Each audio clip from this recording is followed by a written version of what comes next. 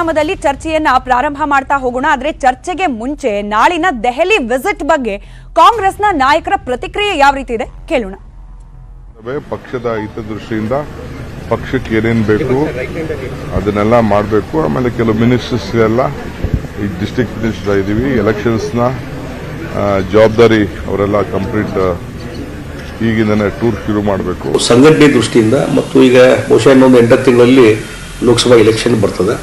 ಆ ಹಿನ್ನೆಲೆಯಲ್ಲಿ ಚರ್ಚೆ ಮಾಡಲಿಕ್ಕೆ ಕರೆದಾರ ಅಂತ ನಾನು ತಿಳ್ಕೊಂಡಿದ್ದೀನಿ. ಅದು ರಾಜಕೀಯಗಳಿಗೆ ಎಲ್ಲ ಕಡೆ ಇದ್ದದ್ದು, ಎಲ್ಲ ಪಾರ್ಟಿ ಎಲ್ಲ ಕಡೆ ಇದ್ದದ್ದು, ಹೊಸದೇನಲ್ಲ ಅದು. ಎಲ್ಲ ಕಡೆ ಇದ್ದದ್ದು ಬಿಜೆಪಿ, ಕಾಂಗ್ರೆಸ್, JDS ಮತ್ತೆ ಯಾವ ಪಾರ್ಟಿ ಇದ್ರು ಕೋಲ್ಡ್ ವಾರು, ಹಾಟ್ ವಾರು ಎರಡೂ ಇರ್ತದೆ. ನನಗೆ ದೆಹಲಿಯಿಂದ AICCಯಿಂದ ಏನು ಬರಬೇಕು ಚರ್ಚೆಗೆ ಅಂತ ಹೇಳಿ ನಾವಾನಿಲ್ಲ. ಜನರಲ್ ಆಗಿ ಇಲ್ಲಿ ಹೇಳಿದ್ರು, ಎಲ್ಲಿ ಬೆಂಗಳೂರಲ್ಲಿ. ಈಗ ಅಧಿಕೃತವಾಗಿ ನನಗೆ ಬರದೆ ನಾನು ಹೆಂಗೆ ಹೋಗೋದು? ಇನ್ನು ಚರ್ಚೆಯಲ್ಲಿ ನನ್ನ ಜೊತೆ ಭಾಗಿಯಾಗ್ತಾ ಇದ್ದಾರೆ ಹಿರಿಯ ಪತ್ರಕರ್ತರಾದ ದಿನೇಶ್ ಅಮೀನ್ಮಟ್ಟು ಅವರು, ಹಾಗೆ ಕಾಂಗ್ರೆಸ್ ವಕ್ತಾರರಾದ ರಮೇಶ್ ಬಾಬು ಅವರು, JDSನ ವಕ್ತಾರರಾದ ಗಂಗಾಧರ್ ಮೂರ್ತಿ ಅವರು, ಹಾಗೆ ಬಿಜೆಪಿ ವಕ್ತಾರರಾದ HN ಚಂದ್ರಶೇಖರ್ ಅವರು. ಎಲ್ಲರಿಗೂ ಕಾರ್ಯಕ್ರಮಕ್ಕೆ ಸ್ವಾಗತ. ದಿನೇಶ್ ಅಮೀನ್ಮಟ್ಟು ಸರ್, ನಿಮ್ಮಿಂದ ಕಾರ್ಯಕ್ರಮ ಮಾಡೋಣ. ಯಾಕಂದ್ರೆ ರಾಜಕೀಯ ನಾಯಕರು ಅವ್ರವ್ರದ್ದು ವಿಶ್ಲೇಷಣೆ ಆಮೇಲೆ ಮಾಡ್ತಾ ಹೋಗ್ತಾರೆ. ಈಗ 135 ಗೆದ್ದು ಸುಭದ್ರ ಸರ್ಕಾರ ರಚನೆ ಮಾಡಿದ ಕಾಂಗ್ರೆಸ್ ಪಾಳ್ಯದಲ್ಲಿ ಆ ಸುಭದ್ರತೆಯ ವಿಶ್ವಾಸವನ್ನ ಹೊತ್ತೇನೆ ನಾಳಿನ ದೆಹಲಿ ಟೂರ್ಗೆ ಹೊರಟಿದ್ದಾರೆ ಅಂತ ಅನ್ನಿಸ್ತಿದ್ಯಾ? ರಾಜಕೀಯವನ್ನ ಬಹಳ ವರ್ಷಗಳಿಂದ ಗಮನಿಸ್ತಾ ಇರೋರು ತಾವಾಗಿ ಅಭದ್ರತೆ ಅನ್ನೋದು ಈ ಅವಿಶ್ವಾಸವನ್ನ ವ್ಯಕ್ತಪಡಿಸಿದ ಕೆಲ ಶಾಸಕರ ಪಾತ್ರದಿಂದ ಕಾಣೋಕ್ ಸಿಗ್ತಿದ್ಯಾ ಅಂತ ಹೇಳಿ. ನನ್ನ ಪ್ರಕಾರ ನೀವು ಹೇಳಿದಾಗೆ ಭಾಳ ವರ್ಷಗಳಿಂದ ಅಂದರೆ ಕಳೆದ ಒಂದು 2-3 ದಶಕಗಳಿಂದ ರಾಜಕೀಯವನ್ನು ಒಬ್ಬ ಪತ್ರಕರ್ತನಾಗಿ ನಾನು ನೋಡಿದವನು. 2004ರಿಂದ 2013ರವರೆಗಿನ ರಾಜಕೀಯ ಭಾಳ ಸಂಚಲನಗಳಿಂದ ಕೂಡಿದ ರಾಜಕೀಯ. 6 ಮಂದಿ ಮುಖ್ಯಮಂತ್ರಿಗಳು ಬದಲಾಗಿದ್ದರು. ನಾವು ಭಾಳ ದೊಡ್ಡ ಮಟ್ಟದ ಭಿನ್ನಮತೀಯ ಚಟುವಟಿಕೆಗಳನ್ನು ಈ ರಾಜ್ಯದಲ್ಲಿ ನೋಡಿದ್ದೇವೆ. ರೆಸಾರ್ಟ್ ರಾಜಕಾರಣ, ಹೊತ್ಕೊಂಡು ತಿರುಗೋದು, ಆ ರಾಜ್ಯಕ್ಕೆ ಹೋಗೋದು, ಈ ರಾಜ್ಯಕ್ಕೆ ಹೋಗೋದು ಎಲ್ಲವನ್ನೂ ನೋಡಿದವರಿಗೆ ಇವತ್ತಿನ ಕೆಲವು ದಿನಗಳಿಂದ ಚರ್ಚೆ ಆಗ್ತಾ ಇರೋದು ನನಗಂತೂ ಇದು ಭಾಳ ಒಂಥರ ತಮಾಷೆ ಥರ ಕಾಣುತ್ತೆ ನನಗೆ. ಯಾವುದೇ ರಾಜಕೀಯ ಪಕ್ಷದಲ್ಲೂ ಒಂದು ಅಸಮಾಧಾನ, ಅತೃಪ್ತಿ ಇರುತ್ತೆ. ನಮ್ಮದು ಪ್ರಜಾಪ್ರಭುತ್ವ, ಸಂಸದೀಯ ಪ್ರಜಾಪ್ರಭುತ್ವ, ಇದು ಅರಸೊತ್ತಿಗೆ ಅಲ್ಲ ಅದು. ಅದರಿಂದ ಈ ರೀತಿಯ ಚರ್ಚೆ ಆದರೆ ಅಲ್ಲಿ ಒಂದು ಆಂತರಿಕ ಪ್ರಜಾಪ್ರಭುತ್ವ ಇದೆ ಅಂತ ನನಗೆ ಅನಿಸೋದು ನನಗೆ. ಆದರೆ ಅದನ್ನು ಹೇಳುವ ರೀತಿಯಲ್ಲಿ, ಬಳಸುವ ಭಾಷೆಯಲ್ಲಿ ಸ್ವಲ್ಪ ಹೆಚ್ಚು ಕಡಿಮೆ ಆದಾಗ ಅದು ಒಂದು ಫ್ರಸ್ಟ್ರೇಷನ್. ಯಾಕೆಂದರೆ ನೀವು ಯಾವುದೇ ಒಂದು ಪಕ್ಷ ಅಧಿಕಾರಕ್ಕೆ ಬಂದ ಕೂಡಲೇ ಭಾಳಷ್ಟು ಮಂದಿ ಸಚಿವ ಸ್ಥಾನದ ಆಕಾಂಕ್ಷಿಗಳಾಗಿರ್ತಾರೆ. ಅದು ಸಿಗದಾಗ ಆ ಕ್ಷಣದಲ್ಲಿ ಅವರಿಗೆ ಅದನ್ನು ಅಸಮಾಧಾನವನ್ನು ವ್ಯಕ್ತಪಡಿಸಲಿಕ್ಕೆ ಆಗದೇ ಇದ್ದಾಗ ಇಂಥ ಒಂದು ಸಂದರ್ಭದಲ್ಲಿ ಅವರು ಅದನ್ನು ಹೊರ ಹಾಕ್ತಾರೆ. ಬಟ್ ಈ ರೀತಿ ಚಟುವಟಿಕೆಗಳು ಒಂದಷ್ಟು ಸಮಯ ಕಳೆದ ಮೇಲೆ ಆಗಿದ್ರೆ ಬಹುಶಃ ಇಷ್ಟರ ಯಾಕಂತಂದ್ರೆ ಈಗ ಟೈಮಿಂಗ್ ನೋಡಿ, ಲೋಕಸಭಾ ಚುನಾವಣೆ ಕೆಲವೇ ತಿಂಗಳಿರೋದು, ಹಾಗೆ ಅಧಿಕಾರಕ್ಕೆ ಬಂದು ಕೆಲವೇ ತಿಂಗಳಾಗಿರೋದು. ಇಷ್ಟು ಬೇಗ is it like too early ಅಂತ ಅನಿಸ್ತಿದೆ. 2013ರಲ್ಲಿ ಸಿದ್ದರಾಮಯ್ಯನವರು ಅಧಿಕಾರಕ್ಕೆ ಬಂದಾಗ ಇದೇ ಈಗ ಉಪಮುಖ್ಯಮಂತ್ರಿಯಾದ DK ಶಿವಕುಮಾರ್ ಅವರನ್ನು, ರೋಷನ್ ಬೇಗ್ ಅವರನ್ನು ಸಂಪುಟಕ್ಕೆ ತೆಗೆದುಕೊಳ್ಳಿಲ್ಲ. ಆಗಲೂ ಇದೇ ರೀತಿ ಚರ್ಚೆ ನಡೆದಿತ್ತು. ಅದರಿಂದ ಇದು ಹೊಸ್ತೇನಲ್ಲ. ಈಗ BJPಯಲ್ಲಿ ಮುಖ್ಯಮಂತ್ರಿ ಆದಾಗ ನೀವು ನೋಡಿ ಏನೆಲ್ಲ ಆಗಿದೆ ಅಂತ. ಅದೊಂದು ಸಾಮಾನ್ಯ. ಅದು ನನಗೆ ಇದರಲ್ಲಿ ಭಾಳ ದೊಡ್ಡ ಸೀರಿಯಸ್ ಆದ ಥ್ರೆಟ್ ಸರ್ಕಾರಕ್ಕೆ ಇದೆ, ಇಲ್ಲದ್ರೆ ಪಕ್ಷಕ್ಕೆ ಭಾಳ ದೊಡ್ಡ ಡ್ಯಾಮೇಜ್ ಆಗಿದೆ ಅಂತ ನನಗೆ ಅನಿಸೋದಿಲ್ಲ. ಕೆಲ ಸಂದೇಶಗಳ ಬಗ್ಗೆ ಅನುಮಾನ ಇದೆ, ಅದರಿಂದ ಮುಂದಿನ ಹಂತದಲ್ಲಿ ಅದಕ್ಕೆ ಕ್ಲಾರಿಫಿಕೇಶನ್ ಆದರೆ ಈಗ ಅವರು ಒಂದು ಶಾಸಕಾಂಗ ಪಕ್ಷದ ಸಭೆ ಕರೀಲಿಕ್ಕೆ ಅಂತ ಒಂದು ಪತ್ರ ಕೊಟ್ಟರು. ನನಗೆ ಒಂದು ಡೆಮೋಕ್ರೆಟಿಕ್ ಸಿಸ್ಟಮ್ ಒಳಗಡೆ ಅವನೊಬ್ಬ ಡಿಮಾಂಡ್ ಮಾಡಿದ್ರೆ ತಪ್ಪೇನಂತ ನನಗೆ. ಬಟ್ ಅದನ್ನ ಡಿಫೆಂಡ್ ಮಾಡ್ಕೊಂಡಿದ್ವೇನು ಕ್ವಶನಬಲ್ ಆಗ್ಲಿಲ್ಲ, ಅಂತ ಆಯ್ತು, ಬರ್ದೇ ಇಲ್ಲ ಅಂತ ಆಯ್ತು, ಬಿಜೆಪಿ ಕ್ರಿಯೇಟೆಡ್ ಅಂತ ಆಯ್ತು. ಇಲ್ಲ, ಅದರಲ್ಲಿ ಒಂದು ಪತ್ರದ ಬಗ್ಗೆ BR ಪಾಟೀಲ್ ಹೇಳಿದ್ರು, ಅದು ನನ್ನ ಪತ್ರ ಅಲ್ಲ, ನನ್ನ ಪತ್ರ ಇದು, ಅದನ್ನ ಡಿಸ್ಟಾರ್ಟ್ ಮಾಡಿದ್ದಾರೆ ಅಂತ. ಅದು ಇವತ್ತು ಈ ಫೇಕ್ ಲೆಟರ್ಗಳು, ಫೇಕ್ ನ್ಯೂಸ್ಗಳ ಕಾಲದಲ್ಲಿ ಅದನ್ನು ನಾವು ಡಿಕ್ಲೈನ್ ಮಾಡ್ಲಿಕ್ಕೆ ಆಗೋದಿಲ್ಲ. ಅದು ಆಗಿರ್ಬೋದು. ಅದರಿಂದ ಬಹಳ ಸೀರಿಯಸ್. ಈಗ ಇದು ಸೀರಿಯಸ್ ಯಾವಾಗಂದ್ರೆ, ನನ್ನ ಪ್ರಕಾರ ಮುಖ್ಯಮಂತ್ರಿಗಳ ವಿರುದ್ಧ ಯಾರಾದರೂ ಮಾತಾಡಿದ್ರೆ ಇಲ್ಲದಿದ್ದರೆ ಅಂಥ ದೊಡ್ಡ ಇಶ್ಯೂಸನ್ನು ಒಂದು ಯಾವುದಾದ್ರೂ ಒಬ್ಬ ಪರ್ಟಿಕ್ಯುಲರ್ ಒಬ್ಬ ಮುಖ್ಯಮಂತ್ರಿ ಒಬ್ಬ ಸಚಿವನ ವಿರುದ್ಧ ಯಾರಾದರೂ ವೋಕಲ್ ಆಗಿ ಓಪನ್ ಆಗಿ ಮಾತಾಡಿದ್ರೆ ಆಗ ಅದು ಒಳ್ಳೆ ಸೀರಿಯಸ್ ಆಗ್ತಿತ್ತು ಅಂತ. ಅಂದ್ರೆ ಅವಿಶ್ವಾಸ ಸ್ವಲ್ಪ ಮಟ್ಟಿಗೆ ಇದ್ರೂ ಕೂಡ ದೊಡ್ಡ ಮ್ಯಾಟರ್ ಅಲ್ಲ. ಅವಿಶ್ವಾಸಕ್ಕಿಂತಲೂ ಅಸಮಾಧಾನ ಇದೆ ಅನ್ನೋದು. ಸರಿ, ಹಾಗಾದ್ರೆ ಇವಾಗ ಬೇರೆ ಬೇರೆ ವರ್ಷನ್ ಗಳನ್ನ ನಾವು ವಿಶ್ಲೇಷಣೆ ಮಾಡೋಕ್ ಮುಂಚೆ ನಿಮ್ ವರ್ಷನ್ನೇ ಕೇಳ್ಬಿಡೋಣ ಸರ್. ನಾಳೆ ದೆಹಲಿ ವಿಸಿಟ್ ಯಾವ ಕಾರಣಕ್ಕೆ? ಇಲ್ಲಿ ಸಾಮರಸ್ಯದ ಕೊರತೆ ಆಗಿ ಸಮರದ ರೂಪ ಪಡೆದು ಅದಕ್ಕೆ ಮುಲಾಮ್ ಹಚ್ಚಿಸ್ಕೊಳ್ಳೋಕೆ ಅಲ್ಲ ಅಂತ ನೀವು ಹೇಳೋದಾದ್ರೆ ಹೇಗೆ ಹೇಳ್ತೀರಿ ಅಂತ ಹೇಳಿ. ಮೊದಲನೇದಾಗಿ 4 ರಾಜ್ಯಗಳ ಕಾಂಗ್ರೆಸ್ ಮುಖಂಡರ ಸಭೆಯನ್ನು ನಾಳೆ ದೆಹಲಿನಲ್ಲಿ ಲೋಕಸಭಾ ಚುನಾವಣೆಯ ಹಿನ್ನೆಲೆಯಲ್ಲಿ ಕರೆದಿದ್ದಾರೆ. ಸ್ವಾಭಾವಿಕ ಮಾಧ್ಯಮಗಳಿಗೆ ಆಸಕ್ತಿ ಜಾಸ್ತಿ, ಜನರಲ್ಲಿ ಆಸಕ್ತಿ ಉಳಿಸ್ಬೇಕು ಅಂತೇಳಿ ಕೆಲವು ವಿಷಯಗಳನ್ನ ಇಲ್ಲಿ ಸೇರಿಸಿ ಚರ್ಚೆ ಮಾಡ್ತಾ ಇದ್ದೀರಾ. ಕಾಂಗ್ರೆಸ್ ಪಕ್ಷಕ್ಕೆ ಏನು ಅಭ್ಯಂತರ ಇಲ್ಲ. ಹಳೇ ಮಾತು ಕ್ಲೀಶೆ ಅನಿಸ್ಬೋದು, ಬಟ್ ಬೆಂಕಿ ಇಲ್ದಲೆ ಹೊಗೆ ಆಡಲ್ಲ ಸರ್. ನಾನು ಮಾತಾಡಕ್ ಬಿಟ್ರೆ ನನ್ನ ಹೇಳಿ ಐ ಜಸ್ಟ್ ನಂಗೆ ನೆನಪಾಯ್ತು ಹೇಳ್ದೆ ಅಷ್ಟೇ, ಕಂಪ್ಲೀಟ್. ಅದು ನೀವು ಏನೀಗ ಬೆಂಕಿ ಇಲ್ದಲೆ ಒಗಾಡಲ್ಲ ಅಂತ ಹೇಳ್ತೀರಾ, ಅದು ಮಾಧ್ಯಮಗಳಿಗೂ ಅನ್ವಯಿಸುತ್ತೆ, not only political party. Okay, ಅದನ್ನು ನಿಮ್ಮನ್ನು ಸೇರಿಸ್ಕೊಂಡು ಹೇಳ್ತೀನಿ. ನಾನು ಇಲ್ಲಿ ಬಂದಿರೋದೇ ದಯಮಾಡಿ ನಾನು ಇಲ್ಲಿ ಬಂದಿರೋದೇ ನಮ್ಮ ಪಕ್ಷದ ಪರವಾಗಿ ಉತ್ತರ ಕೊಡೋದಕ್ಕೆ. ನಿಮ್ಮೆಲ್ಲ ಟೀಕೆಗಳನ್ನ, ನಿಮ್ಮೆಲ್ಲ ಚರ್ಚೆಗಳನ್ನ ಸ್ವೀಕಾರ ಮಾಡ್ಕೊಂಡು ನಾನು ಜವಾಬ್ದಾರಿಯಿಂದ ಹೇಳ್ತಾ ಇದ್ದೀನಿ. ನಾಳೆಯ ಸಭೆ ಪೂರ್ವ ನಿಯೋಜಿತವಾದಂಥ ಸಭೆ. ತಾವೇನಿಗೆ ಚರ್ಚೆ ಮಾಡ್ತಾ ಇದ್ದೀರಾ, ಇವತ್ತೇನು CLP ಸಭೆ ಆಯಿತು, ಕೆಲವು ಶಾಸಕರ ಪತ್ರ ಏನು ಬರೆದಿದ್ದಾರೆ, ಅದಕ್ಕೂ ನಾಳೆ ದೆಹಲಿಯಲ್ಲಿ ನಡೀತಾ ಇರ್ತಕ್ಕಂಥ ಸಭೆಗೂ ಯಾವುದೇ ಸಂಬಂಧ ಇಲ್ಲ. ನಾನು ಕಾಂಗ್ರೆಸ್ ಪಕ್ಷದ ಪರವಾಗಿ ಭಾಳ ಸ್ಪಷ್ಟವಾಗಿ ಹೇಳ್ತಾ ಇದ್ದೇನೆ. ಇಲ್ಲಿ ಬೆಂಗಳೂರಿನಲ್ಲಿ ಏನು ಇಂಡಿಯಾ ಒಂದು ಸಂಘಟನೆ, ಪಕ್ಷದ ವಿರೋಧ ಪಕ್ಷಗಳ ಒಂದು ಸಂಘಟನೆ ಮೀಟಿಂಗ್ ಏನಾಯಿತೋ ಆ ಕಾರಣಕ್ಕೆ ಆ ಲೋಕಸಭಾ ಚುನಾವಣೆ ಹಿನ್ನೆಲೆಯಲ್ಲಿ ನಿಗದಿಯಾಗಿದ್ದಂಥ ಸಭೆ 2 ಸಲ ಮುಂದಕ್ಕೆ ಹೋಯಿತು. ಬರೀ ಕರ್ನಾಟಕದ ಸಚಿವರನ್ನ ಅಥವಾ ಮುಖ್ಯಮಂತ್ರಿಗಳನ್ನ ಅಥವಾ ಕಾಂಗ್ರೆಸ್ ಪಕ್ಷದ ಮುಖಂಡರನ್ನ ಕರೆದು ಸಭೆ ಮಾಡ್ತಾ ಇಲ್ಲ. ದಕ್ಷಿಣದ 4 ರಾಜ್ಯ, ಕರ್ನಾಟಕ, ಕೇರಳ, ತೆಲಂಗಾಣ, ಆಂಧ್ರ ಪ್ರದೇಶದ 4 ರಾಜ್ಯಗಳ ಸಭೆಯನ್ನು ನಿಗದಿ ಮಾಡಿದ್ದಾರೆ ಲೋಕಸಭಾ ಚುನಾವಣೆಯ ಹಿನ್ನೆಲೆಯಲ್ಲಿ. ಉಳಿದಂಥ ಚರ್ಚೆ ತಾವೇನೇ ಮಾಡಿದ್ರು ನಾನು ಅದಕ್ಕೆ ನಿರಾಕರಣೆ ಮಾಡೋದಿಲ್ಲ. ಸ್ವಾಭಾವಿಕವಾಗಿ ಚರ್ಚೆ ಆಗಬೇಕು, ಇಲ್ಲ ಅಂತ ಹೇಳೋದಿಲ್ಲ. ಪ್ರಶ್ನೆಯಾಗಿ ನಾನು ಬಿಜೆಪಿ ಅವ್ರನ್ನೇ ಕೇಳ್ತೀನಿ ಸರ್. ಲೋಕಸಭಾ ಚುನಾವಣೆಗೆ ಪಾಠನೇ ಹೇಳಿಸ್ಕೊಳಕ್ ಹೋಗ್ತಿದ್ದಾರೆ ಅಂತ ಅನ್ಕೊಳ್ಳೋಣ, ಅಥವಾ ಅವರಲ್ಲಿ ಸಾಮರಸ್ಯದ ಕೊರತೆ ಇದೆ ಅದಕ್ಕೆ ಮುಲಾಮ್ ಹಚ್ಚಿಸ್ಕೊಳ್ಳೋಕೆ ಹೋಗ್ತಿದ್ದಾರೆ ಅಂತ ಅನ್ಕೊಳ್ಳೋಣ. ನಿಮ್ ಪಕ್ಷದಲ್ಲಿ ಒಬ್ಬ ನಾಯಕನನ್ನೇ ಇನ್ನೂ ಗುರುತಿಸಿಲ್ಲ, 1 ಸ್ಟೆಪ್ ಅಹೆಡ್ ಇದ್ದಾರೆ ಕಾಂಗ್ರೆಸ್ನವರು. ಅದಕ್ಕೆ ಬಿಜೆಪಿಗೆ ತಳಮಳ ಆಗ್ತಾ ಇದೆ. ಹಾಗಾಗಿನೇ ಫೇಕ್ ಲೆಟರ್ ಬೇರೆ ಕ್ರಿಯೇಟ್ ಮಾಡಿದ್ರಂತೆ BR ಪಾಟೀಲ್ರ ಹೆಸರಲ್ಲಿ. ಹೇಗೆ ಸಮರ್ಥಿಸ್ಕೊಳ್ತೀರಿ ನೀವು ಈ ವಾದಾನ ಅಂತ? ಈ ಇರುಳುಗಾಯಿಲೆ ಇರೋರು ಸುಳ್ಳೇಳು ಮದುವೆ ಆಗಿಬಿಟ್ಟಿರ್ತಾರೆ, ಬೆಳಗ್ಗೆ ಎದುಳೋಷ್ಟೊತ್ತಿಗೆ ಅವನ ಯೋಗ್ಯತೆ ಗೊತ್ತಾಗ್ಬಿಡುತ್ತೆ. ಈ ಕಾಂಗ್ರೆಸ್ ಹಂಗೆ ಆಗಿದ್ದು. ಇವ್ರಿಗೆ ಒಂದು ಏನು ಘಟನೆ ನಡೆಯುತ್ತೆ ಅದಕ್ಕೆ ಬೇರೆ ಇಟ್ಕೊಂಡೇ ಹೋಗೋದು, ಮತ್ತೆ ಸಿಗಾಕೊಂಡಾಗ ಆಗ ಉಲ್ಟಾ ಹೊಡಿಯೋದು. ಪತ್ರದ ವಿಚಾರ ನೀವು ಮಾತಾಡಿದ್ರಿ, ಆವಾಗ ಏನು ಹೇಳಿದ್ರು, ಆಂತರಿಕ ಪ್ರಜಾಪ್ರಭುತ್ವ ಅಂದರು. ಪತ್ರ ಇಲ್ಲವೇ ಇಲ್ಲ ಅಂದರು, SP ಗೆ ಕಂಪ್ಲೇಂಟ್ ಕೊಟ್ಟಿದ್ದೀನಿ ಅಂದರು. ಆಮೇಲೆ ಪತ್ರ, ಹಾಗಾದರೆ ನಿಜವಾದ ಪತ್ರ ತೋರಿಸಿ ಸ್ವಾಮಿ ನೀವು. ಈಗ BR ಪಾಟೀಲ್ ಅಂತ ಒಬ್ಬ ಸೀನಿಯರು ಏನಂತ ಹೇಳ್ತಾರೆ, ನಾನು ರಾಜೀನಾಮೆ ಬೇಕಾದ್ರೆ ಬಿಸಾಕ್ಬಿಟ್ಟು ಆಚೆ ಕಡೆ ಹೋಗ್ತೀನಿ ಅಂತ ಹೇಳ್ತಾರೆ. ನೀವು ಅದರಲ್ಲಿ ಆ ಸಭೆ ಒಳಗಡೆಗೆ, ಆ ಸಭೆದು ಇನ್ನೊಂದು ಮಜಾ ನೋಡಿ, AICC ಅಧ್ಯಕ್ಷರಾದಂಥ ಖರ್ಗೆ ಅವರು ಬರ್ತಾರೆ ಆ ಸಭೆ ಒಳಗಡೆಗೆ. ಮೋಸ್ಟ್ಲಿ ಭಾಳ ಇತಿಹಾಸದೊಳಗಡೆಗೆ ಮೊದಲನೇ ಬಾರಿ ಅನಿಸಿದೆ ಕರ್ನಾಟಕದ CLPಸ್ಗೆ. ಹಾಗಾದರೆ CLP ಯಾರ ವಿರುದ್ಧವಾಗಿ ಕರೆದ್ರು ಅದನ್ನು? ಅಸಮಾಧಾನ ಯಾರ ವಿರುದ್ಧವಾಗಿ ಬಂತು? ಅಲ್ಲಿ ನೀವು ಇಂಡಿ ಶಾಸಕರು ಮಾತಾಡಿದ್ದು ನೋಡ್ಬೇಕಾಗಿತ್ತು. ಯಶವಂತ ಪಾಟೀಲ್ರು ಒಬ್ಬ ಬ್ರೋಕರ್ ಬಂದು ಕೇಳ್ತಾನೆ ರೀ, ನನಗೆ ಗ್ರಾಮೀಣ ವಿದ್ಯಾಲಯಕ್ಕೆ ಅನುದಾನ ಕೊಡಿಸ್ತೀನಿ ಅಂತೇಳಿ ಅಂತ ಬ್ರೋಕರ್ ಬಂದು ಮಾತಾಡ್ತಾನೆ ಅಂತ ಹೇಳ್ತಾರೆ. ಅಂದರೆ ಅಲ್ಲಿ ಒಬ್ಬೊಬ್ಬರು ಮಾತಾಡಿದ್ದಲ್ಲ, ನಾಡಗೌಡರು ಮಾತಾಡಿದ್ರು, ಎಲ್ಲರೂ ಅಲ್ಲಿ ಬ್ರೋಕರ್ಗೆ ಬಂದಿದ್ದ 4 ವಿಷಯಗಳು ಪ್ರಮುಖವಾಗಿ ಬಂತು. ಮೊದಲನೇದು ಮಂತ್ರಿಗಳ ದುರಾಂಕಾರ, 2ನೇದು ನೀವು ಅನುದಾನ ಕೊಡಲ್ಲ, 3ನೇದು ಯಾರೋ ಏನು ವರ್ಗಾವಣೆ ದಂಧೆ, 4ನೇದು ಅಲ್ಲಿ ನಡೀತಿರ್ತಕ್ಕಂಥ ಭ್ರಷ್ಟಾಚಾರ.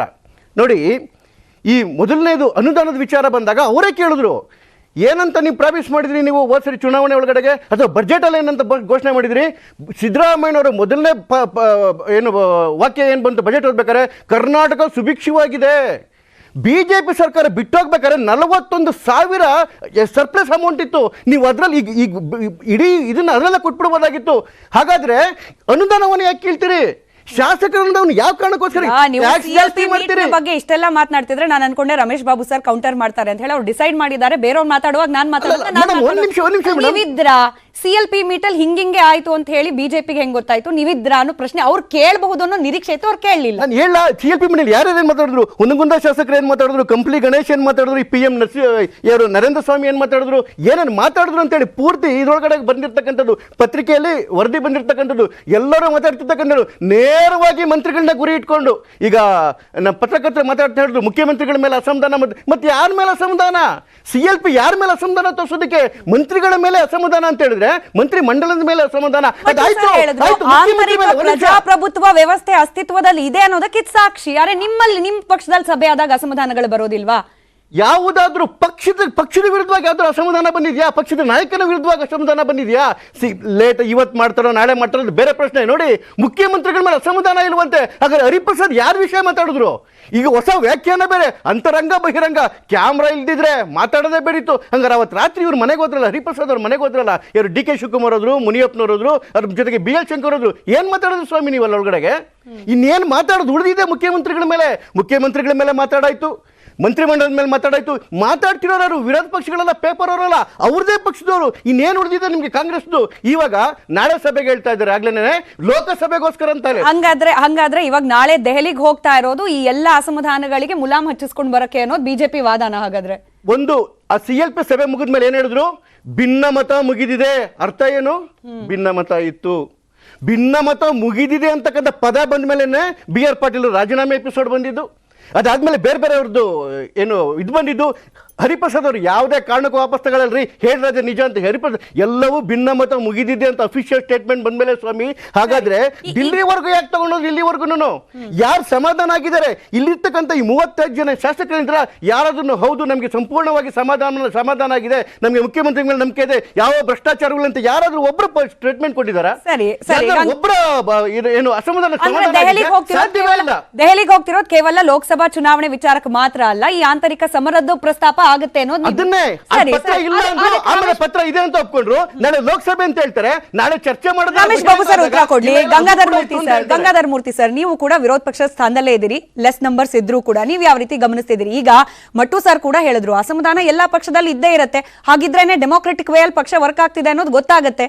ತಪ್ಪೇನಿದೆ? ಅಸಮಾಧಾನ ಇಲ್ಲ ಅಂತಾರೋ ಇದೆ ಅಂತಾರೋ ಕಾಂಗ್ರೆಸ್ನವರು, ಇದರಿಂದ ಕಳ್ಕೊಳ್ಳೋದೇನಿದೆ? ಸರ್ಕಾರ ಆಡಳಿತ ವ್ಯವಸ್ಥೆ ಸರಿಯಾಗಿ ನಡಿಬೇಕು, ಅದಾಗ್ತಿದೆಯೋ ಇಲ್ಲೋ ಅನ್ನೋದು ಮಾನಿಟರ್ ಮಾಡೋದು ವಿರೋಧ ಪಕ್ಷಗಳ ಜವಾಬ್ದಾರಿ. ಅವ್ರವ್ರಲ್ಲಿ ಅದ್ರ ಪ್ರಾಬ್ಲಮ್ ಇದ್ರೆ ಅವ್ರವ್ರು ಸಾಲ್ವ್ ಮಾಡ್ಕೊಳ್ತಾರೆ. ದೆಹಲಿಗೆ ಹೋಗಾದ್ರೂ ಮಾಡ್ಕೊಳ್ತಾರೆ, ಬೆಂಗಳೂರಿನಲ್ಲಾರು ಮಾಡ್ತಾರೆ. What's the problem? ಕಳೆದ 2019 ಸ್ವಲ್ಪ ಹಿಂದಕ್ಕೆ ಹೋಗ್ತೀನಿ ನಾನು, 18ಕ್ಕೆ ಮಾನ್ಯ ಕುಮಾರಸ್ವಾಮಿಯವರು ಮತ್ತು ಪರಮೇಶ್ವರ್ ಅವರ ನೇತೃತ್ವದ ಸಮ್ಮಿಶ್ರ ಸರ್ಕಾರ ಇದ್ದಾಗ 14 ತಿಂಗಳು ಏನೂ ಅಸಮಾಧಾನದ ಒಂದು ಸಣ್ಣ ಹೊಗೆನೂ ಇಲ್ಲದೆ, ಮತ್ತು ಜೊತೆಗೆ ಯಾವ ಶಾಸಕರು ಒಂದು ಮುಖ್ಯಮಂತ್ರಿಗಾಗಲಿ ಪತ್ರ ಬರೀದಲೆ 14 ತಿಂಗಳಾದಮೇಲೆ ಸರ್ಕಾರ ಹೋಯಿತು. ಸರ್ಕಾರ ಹೋದಂಥ ಸಂದರ್ಭದಲ್ಲಿ ಕಾಂಗ್ರೆಸ್ ನಾಯಕರು ಹೇಳಿದ್ದೇನು ಅಂತಂದರೆ, ಮಾನ್ಯ ಮುಖ್ಯಮಂತ್ರಿ ಕುಮಾರಸ್ವಾಮಿಯವರು ಶಾಸಕರ ಕೈಗೆ ಸಿಗ್ತಾ ಇರಲಿಲ್ಲ, ಶಾಸಕರೆಲ್ಲ ಅಸಮಾಧಾನಗೊಂಡು ಕಾಂಗ್ರೆಸ್ಸಿಂದ JDSಯಿಂದ ಪಾರ್ಟಿ ಬಿಟ್ಟೋದ್ರು, ಸರ್ಕಾರ ಹೋಯಿತು ಅಂತ ಹೇಳ್ತಿದ್ರು.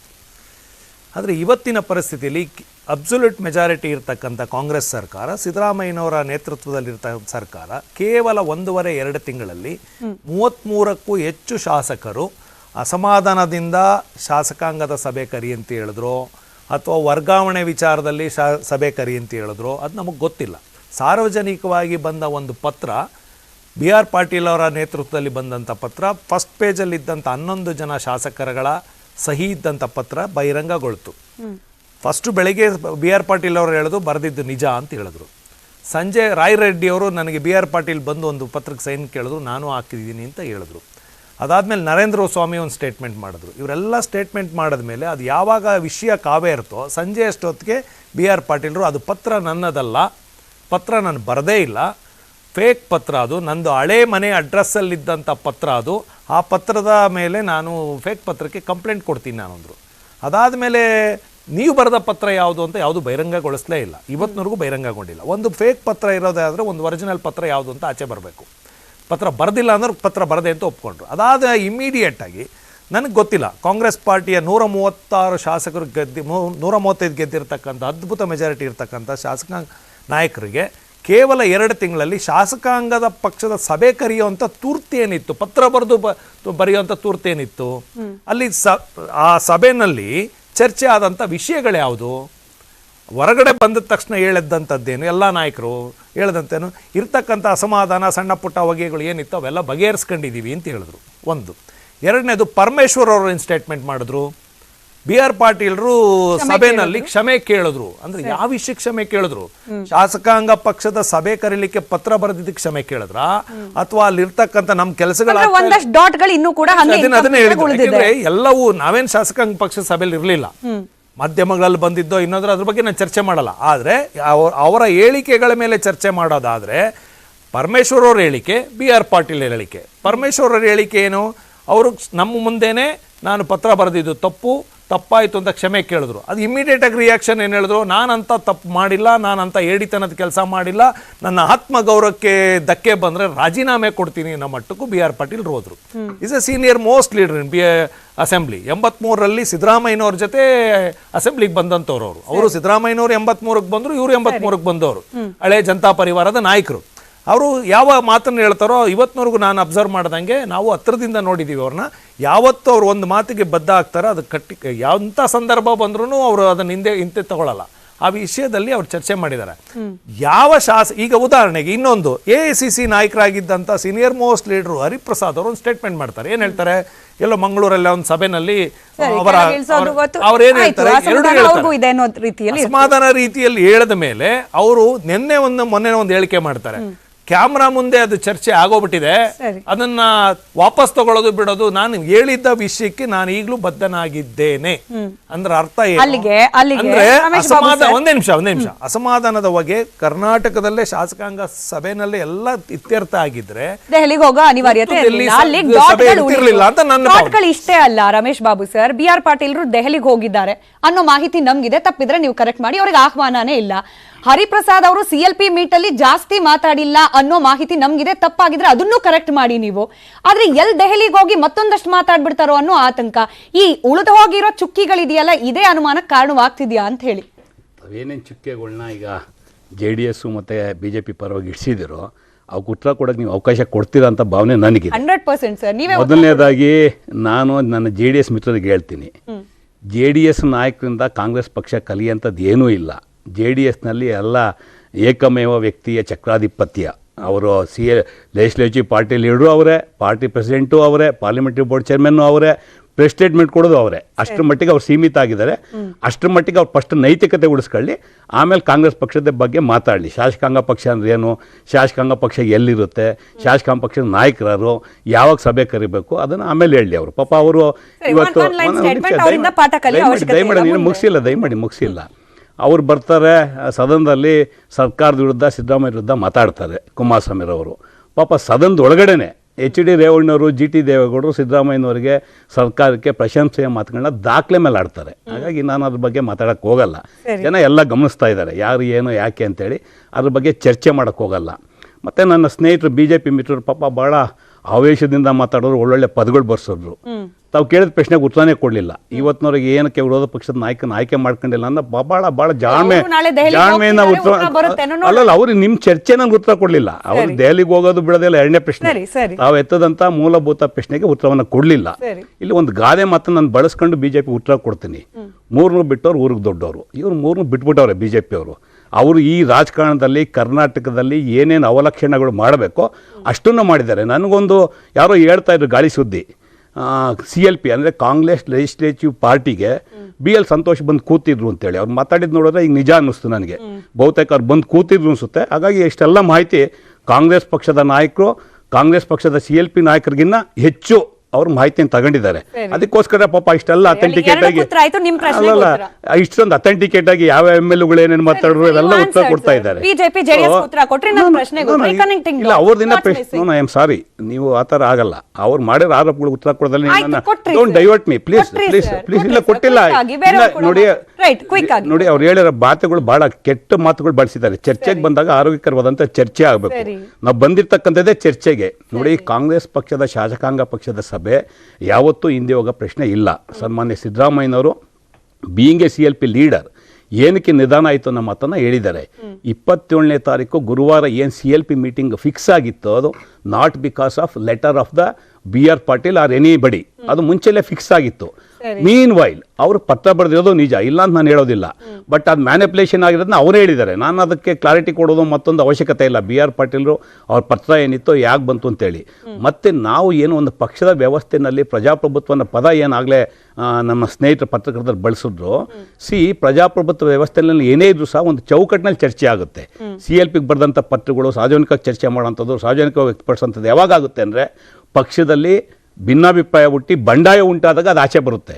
1989ರಲ್ಲಿ ಜನತಾ ದಳದ ಸರ್ಕಾರ ತೆಗಿಬೇಕಾದ್ರೆ ದೇವೇಗೌಡರು ಆಚೆ ಬಂದರು.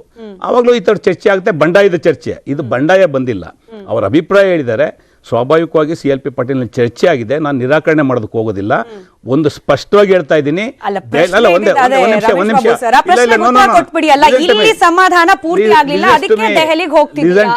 ಅದಕ್ಕೆ ಬರ್ತಾ ಇದ್ದೀನಿ. ದಯಮಾಡಿ ನಾನು very beginning I clarified the thing. CLP meeting ಅಲ್ಲಿ ಇವ್ರು ಬರೆದಂತ ಪತ್ರದ ವಿಚಾರದ ಮೇಲೆ ದೆಹಲಿನಲ್ಲಿ ನಾಳೆ ಸಭೆ ಆಗ್ತಾ ಇಲ್ಲ.